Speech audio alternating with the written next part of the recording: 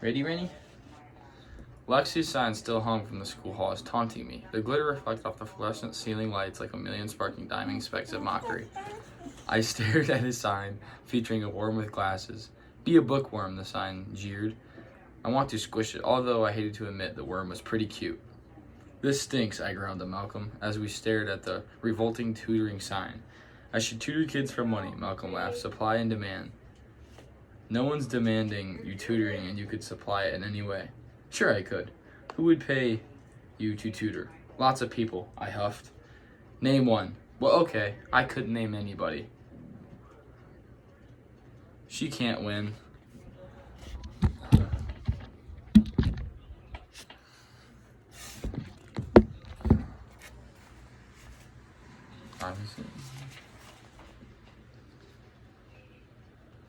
Never hear the end of it. She'll brag about Fluffernutter the rest of our lives.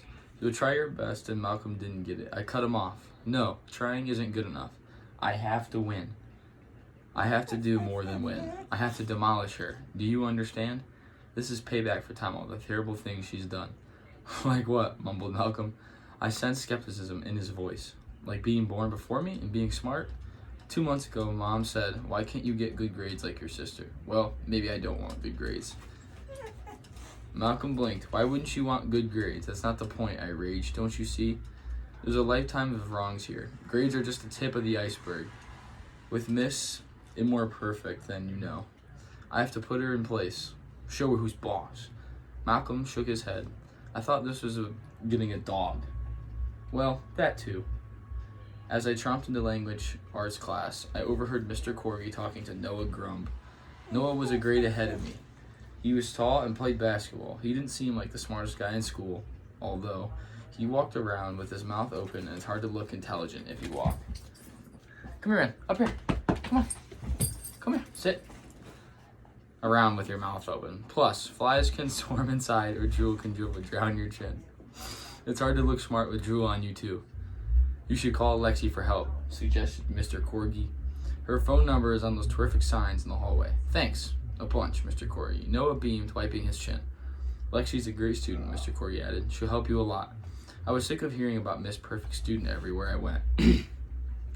I grabbed Noah's arm. She can't help. Right there. Come here.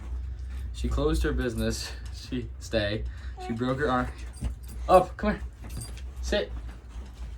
Well, her illness was very sudden, I explained. I'm not sure if Noah was convinced. But much worse, my own teachers were recommending Lexi. Mr. Corgi, who had the last name of a dog, for heaven's sake, was helping my sister get a cat. It was hard enough living up to the little miss can't do anything wrong all day. But now this? I sat on my seat with an angry plop. The conversation repeated itself in my head all day. 2, you should call Lexi for help. Lexi's a great student. Cheer up, said Malcolm at lunchtime. You're not the one facing a life with Fluffernutter.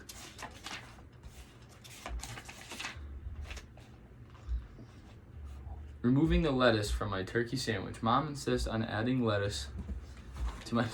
Come here, Ren. Up here. Come on, sit down. Sit down. You gotta read the book. What if Lexi came down with a terrible disease? I added. No one will hire her then. Like what? Scuffled Malcolm. Annoying sisters?